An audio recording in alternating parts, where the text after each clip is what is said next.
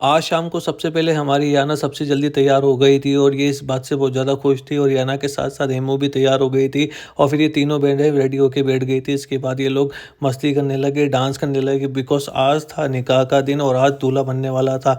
तो बहुत सारे बाराती वेट कर रहे थे दूल्हे का, उसके बाद घोड़ी भी आ गई थी और थोड़ी देर इंतज़ार के बाद शालू भाई का दूल्हा बनना शुरू हुआ। तो उन्होंने फटाफट तैयारी करी और दो शेरवानी वगैरह पहनने लगे। शेरवानी वगैरह पहनने के बाद वो बहुत ज़्यादा खूबसूरत लग रहे थे। इसके बाद उनको सेहरा पहनाया गया और हम लोग भी सब रिश्तेदारों के साथ खड़े हुए थे जो कि शालू भाई के बाहर निकलने का वेट कर रहे थे। हम लोग सोच रहे थे कि कभी बाहर निकलें, कब घोड़ी पे बैठें और इतनी देर में वो पल आ गया जब शालू भाई के लिए घोड़ी मंगा ली गई घर के बाहर और शालू भाई को घोड़ी पे बिठाया गया और घोड़ी पे बिठा के हमारे दूल्हे राजा निकल पड़े घोड़ी पे बैठ के। और आज बिना बैंड बाजे के ये बारात इतनी खूबसूरत लग रही थी बिकॉज़ आज माशाल्लाह से 250 से 300 लोग थे बारात में और बाद में मैं भी एक अच्छे बाराती की तरह से नोट निकाल के फ़ोटो खिंचवाने लग गया।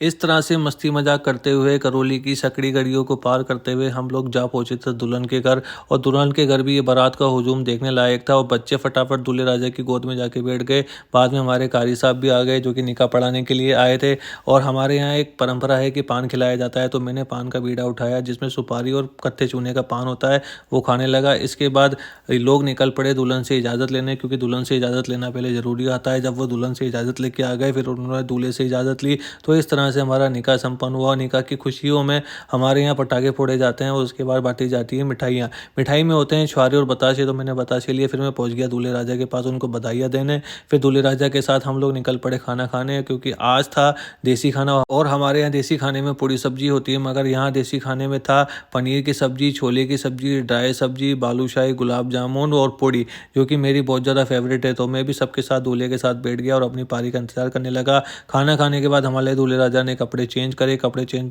करके इन्होंने पहना कोट पैंट बिकॉज इनको दुल्हन लेके आनी थी और हम सब लोग लेडीज़ को लेके पहुंच चुके थे घर पे बिकॉज हमें इनका स्वागत करना था। थोड़े से इंतजार के बाद हमारे दूल्हे राजा आ जाते हैं गाड़ी कोली में बैठकर दुल्हन को लेकर और ये बहुत ज़्यादा खूबसूरत लग रहे थे। ये मंजर अपने आप में देखते ही बनता था।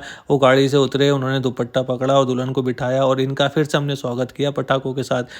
और एक तरफ पटाखे चल रहे थे और एक तरफ हम दूल्हा दुल्हन का वेट कर रहे थे। जैसे ही उनकी एंट्री हुई हम लोगों ने फिर से उनका स्वागत किया और सैल्यूट के साथ हम आज के वीडियो को समाप्त करते हैं। इसी तरह के अल्फाज की दुनिया को प्यार देते रहिए। Thank you, bye.